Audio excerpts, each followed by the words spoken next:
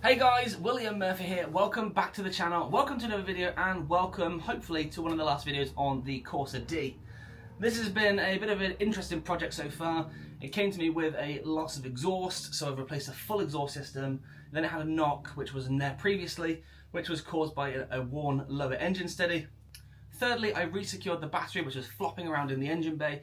And lastly, this video here is fitting what's in this box.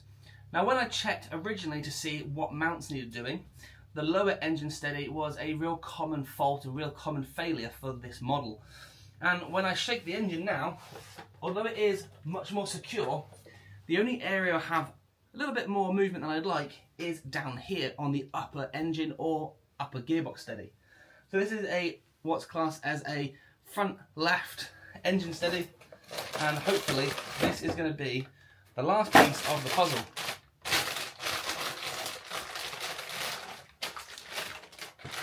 Although that does look like that one. Hopefully they are the same. So before I open it, I will check this is the right one, because that looks vaguely familiar to that side. In order to get to it, I need to remove the battery, I need to remove the battery tray, and I need to remove a couple of other bits around this area. That will then get me access to the top of the gearbox. So if you're going to do a clutch replacement or any gearbox or clutch bleeds, this is what you've got to do to remove it. The battery is the first thing to come off. Disconnecting the battery, storing the battery safely, making sure the battery terminals do not make contact with each other and nothing makes contact with the battery terminals across the polarity.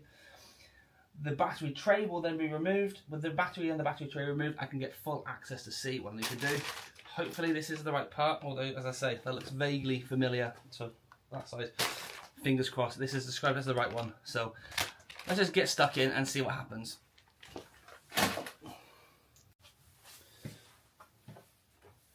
Well, we don't need to see this happening because I have just done a video on the battery, so let's go whiz through this start of the process.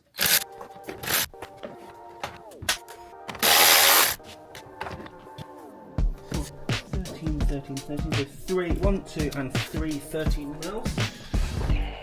Like this.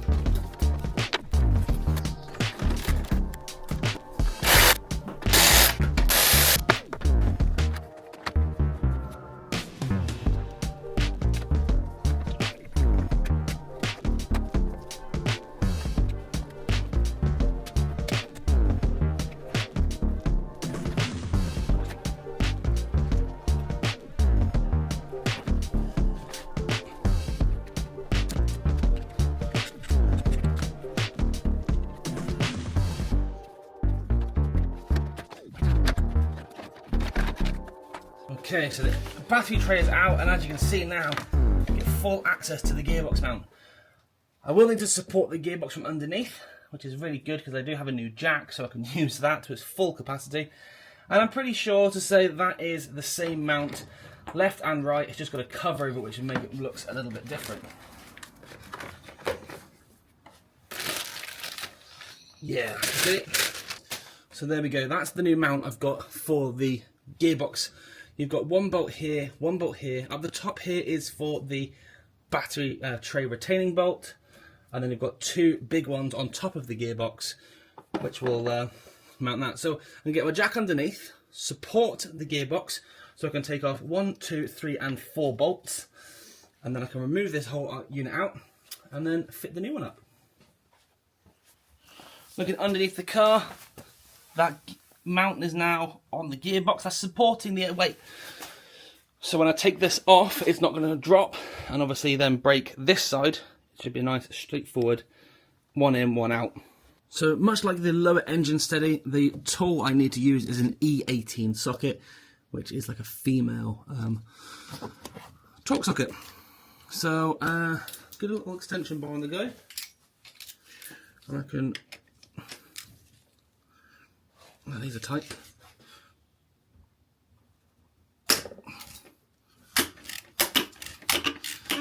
Whew.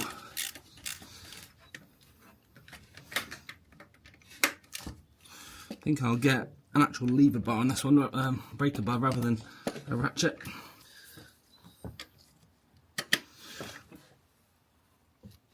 I'll tell you what, they are tight.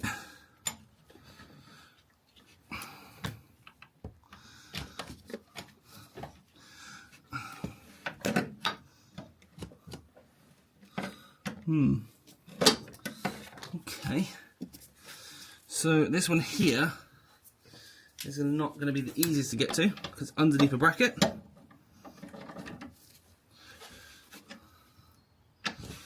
These ones aren't as tight, it would appear. Question.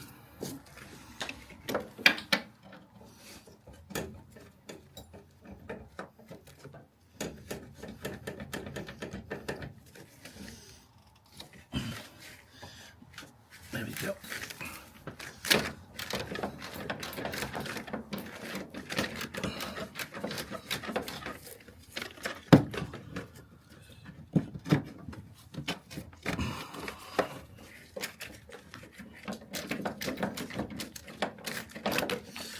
Right, and that loose, if I can get that ratchet in there.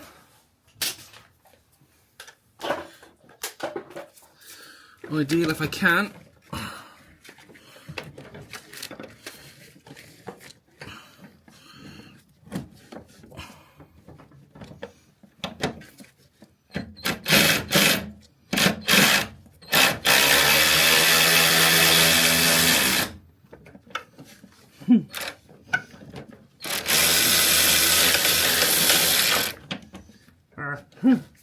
Now I'm stuck.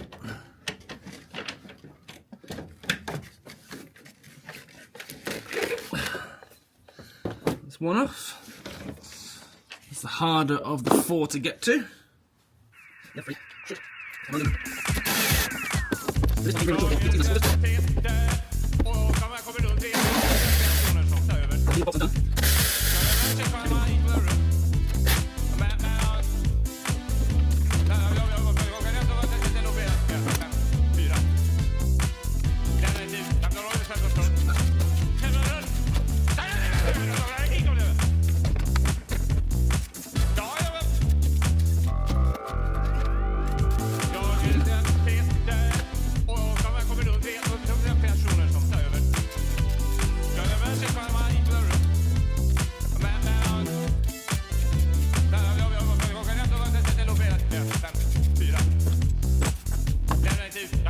There we have it then.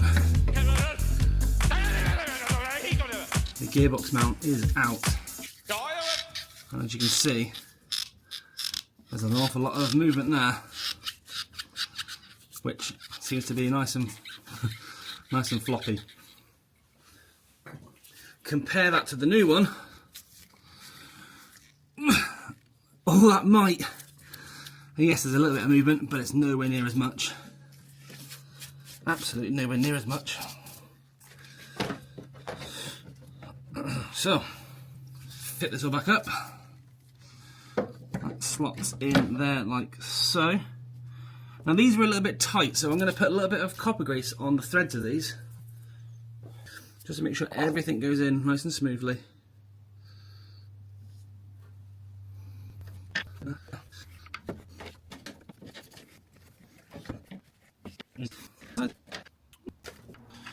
So a bit of a poor machining here, because fine there, but I can't get the bolt through the hole this side. I mean I can, but it's a lot more of a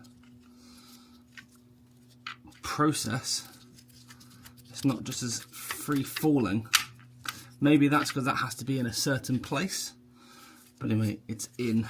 So the problem I have though is I have to fit this bracket in and then mount the bolt up because of the bracket that mounts the engine mount.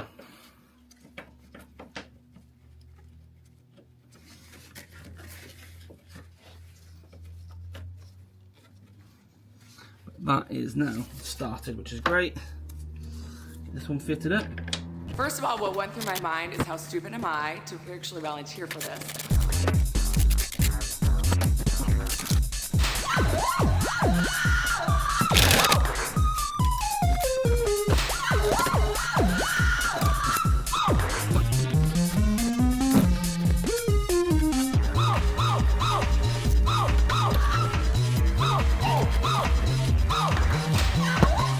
It was unbelievably painful. Right, I really must charge the batteries on this because I use it so much and yet forget to charge. Anyway, this is all connected up. I had to take this bracket off in the end to get a good connection onto here. So 13mm on the back of this one little bracket came off. There is a 13mm above and back here, but they don't need to come off, just that one right at the bottom. That little bracket will come off. You can get an extension lead down here then onto the nut to tighten it down. Everything is tight, and when I wiggle the engine now, there's next to no movement whatsoever. For one hand, two hands, no matter what. So it's now time to put it all back together. The battery tray needs to go in. I need to put these plugs on for the ECU. Everything needs to get connected back in thoroughly. All these clips here are secured onto that battery tray. And yeah, just make sure everything is connected as it should. Make sure things like that are pushed back on. And then I did have to cable tie these leads here and this box here because it was doing my head and it kept coming and flapping around and nightmare. Anyway, we are where we are. So let's get the battery tray in now. Secure the battery, put everything together, start her up, and go for a road test. Well, the battery tray's back in, 3 bolts. All this unit at the back is all clipped back down. And then once this is all removed back, I can then put a cable tie around this here because that has now broken. I need to cut this, get it all located back in place. I've got my ECU here with the 2 plugs. They need to be, make sure they lock on and actually clip down appropriately or as they should. And yeah, battery then goes in. And then you don't need to see the battery refitting because I've just done a video on that one. Which if you haven't seen that, I will leave a link up here somewhere. And you can have a go and check that out, see what you think. And hopefully it'll be nice and straightforward to put from here on, rebuild the car back up. See where the battery goes, see where the battery gets fitted, what goes around, and yeah, I'm pretty confident about what we've just done now. I think that's going to be a hell of a difference to the way the car drives, no knocking and such like. But let's keep going, get the car back together, and then go for a road test shortly. Right, there we go, all back together. Now, a couple of issues further than all this is no antifreeze, and it will appear no oil on the dipstick either. So there is a sticker at the top about how to check the oil on this, and it says make it warm for 5 minutes and then dip it and see how you get on. It has been driven like that previously for quite a while, so I'm going to have to see what happens. But get the car up in the air, get the stands out, lower the car down to the ground, and then we're ready for a road test. So I'm pretty happy how this has all gone together. The bolts that are on the chassis and the ones on the gearbox were a bit of a sod to get started. Now, because that bush is obviously new and fresh, it was very tight to manipulate it to get it into the right place. So it took a bit of like back and fro and to and from in to make sure I didn't obviously cross thread those bolts. But yeah, they're all tight, which is really good. The upper engine mount's done.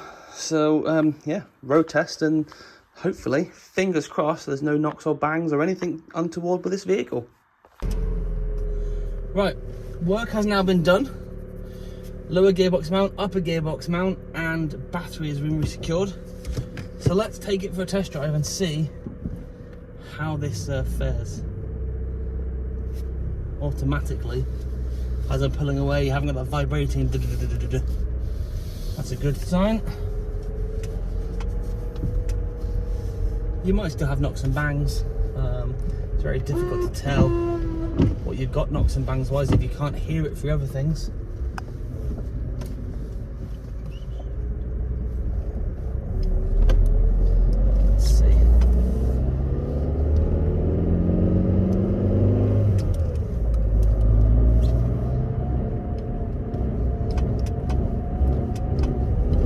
Hey, yes, right, sim successful really. There's no massive movement on this engine or gearbox, and what was doing the bangs previously isn't, so great success. Let's get this back to the garage. I don't need to go any further really. We'll get the car cleaned up, ready for collection. I think I might have a little bit of help. So join me next time, and I'm going to have some little helpers to join me in cleaning this car in preparation of getting it back to the owner.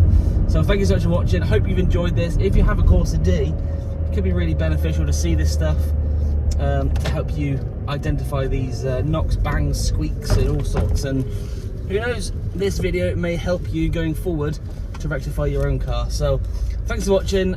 As always, if you have enjoyed it, hit the thumbs up button, comment down below, and if you haven't done so already, please consider becoming a subscriber to the channel. Until next time, thanks for watching. Take it easy.